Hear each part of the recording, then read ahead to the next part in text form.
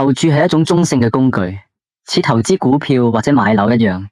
不過如果你沉迷，除咗賭錢必輸之外，仲會影響生活同家庭。但如果你用策略去投資，保持心態正確，絕對可以產生額外收入。只要策略同心態配合，每個星期搵多一兩千，絕對唔難做到。但如果你犯上呢5個壞習慣，99%冇錢贏。呢條片我會分享贏錢嘅基本方程式，記得睇到最尾。我係包 Sir， 喺澳門做咗20年同足球博彩有關嘅工作，主要係同啲大老細坐盤，分析賽事落注，贏過唔少錢。而家退休，好多心得都可以好方便同大家分享。我對數據分析有信心，絕對幫到大家精明投注，爭取穩定盈利。快啲訂閱，一齊用數據贏錢。今集講5大足球投注壞習慣，呢啲壞習慣係長賭必輸嘅原因。我會先講有乜壞習慣，遇到咩問題，點樣做錯，然後分享正確方法同方程式，幫你避開陷阱。記住，投注有風險，只落負擔得起嘅錢。你有冇試過真係坐低諗點解自己過去足球投注都係贏少輸多？有冇諗過如果你連續輸錢，係唔係因為忽略咗一樣基本概念——資金管理？問下自己，你落注嘅時候有冇意識到自己總資金係幾多？每次落注又佔總資金幾多？好多人落注嘅時候唔理總資金，輸咗就加注搏翻身，結果嗰日唔順就輸晒，甚至壓力爆煲，情緒崩潰，影響埋日常生活。要點樣避免呢個壞習慣？如果你總資金5000，但一日落3000，輸咗就入獄。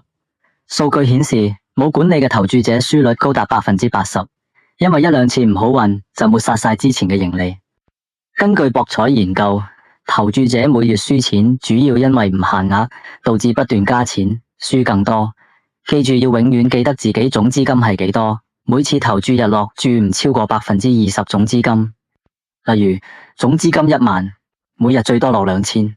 國外有研究顯示，有資金管理嘅投注者長期盈利率提升30%，因為輸一日通常只係損失10到15%，唔會慌張加注，培養紀律，避免不斷加錢。呢個方程式幫你長線轉虧為盈。第二個壞習慣，你有冇諗過通常你每注落幾錢？好多人每注亂落，貪心諗一次贏大，輸咗就孤注一擲，惡性循環。因為冇限制，容易貪心加碼。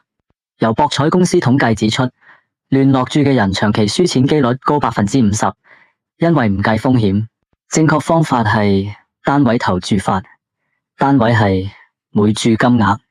我會以總資金5%為一注，每個投注日去建立穩陣組合。例如投注碼係1萬，每次嘅投注分佈為每注5%，500。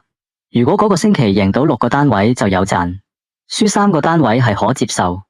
用5%單位嘅投注者可以做到損失控制喺15%內，長期盈利率大過55%。呢個方程式可以幫你限制風險，穩陣投注，避開貪心嘅陷阱。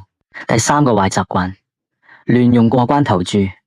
好多人貪高賠率，每次都會揀3至5個組合過關，上一次贏鋪大，但其實輸嘅機會超高，結果輸晒，影響信心。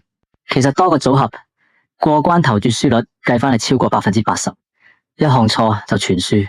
咁多年實戰，正確方法係只投注2串1，每注只選2項過關，避免高風險多選，安全收割2至3倍賠率。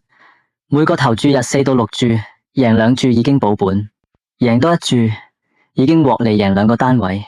記得投注主要求穩，呢個方法幫你避開貪心，先求保本，再求長期盈利。第4個壞習慣，隨便跟風。你預測靠感覺，靠其他人貼士，呢個壞習慣會帶嚟咩問題？好多人唔研究，隨便跟風，結果輸率高，輸錢又後悔，影響情緒，令到自己做唔到冷靜落注。例如淨係睇最近5場數據，甚至係憑感覺落注，冇深度研究 head to head 天氣傷停。數據分析，隨便跟風嘅投注者輸率超過75%，因為忽略數據，容易中陷阱。記住，博彩唔係靠運氣，正確方法係預測準備，投注前深度研究，一定要睇數據，而唔係感覺。唔好亂跟明燈輸錢，選擇高質預測。我開咗呢個頻道都係希望幫大家睇清賽事，避開盲從。以後每星期投注日，我都會幫大家做好數據分析。大家記住 subscribe 唔好錯過我之後嘅每一段影片。第5個壞習慣，情緒。你每次輸咗會點？贏完錢又會點？好多人情緒化，輸後搏翻身，贏後貪更多，結果輸晒本錢，壓力大，影響原有生活。數據顯示，情緒投注輸率高達70%，因為唔冷靜，容易惡性循環。你哋試過最唔冷靜係點落注？留言分享一下，我會幫你分析一下。投注正確方法係穩定同控制心態情緒。投注係基於數據，輸贏冷靜，及時獲利，避免貪心。輸咗唔使加注搏翻身，贏咗唔貪，冷靜管理先可以長期盈利。每個星期要先設計好投注計劃，自己要做心理建設，無論發生咩情況，都要跟住個計劃走。呢個方程式先係贏錢核心。以上5個壞習慣係輸錢關鍵，投注如人生，穩陣長贏。呢個頻道幫你學實戰，目標係穩陣產生收入。每個星期穩穩陣陣揾多1、2千，記住投注有風險，適可而止。訂閱、like、留言你嘅故事，下一集見，祝大家好運。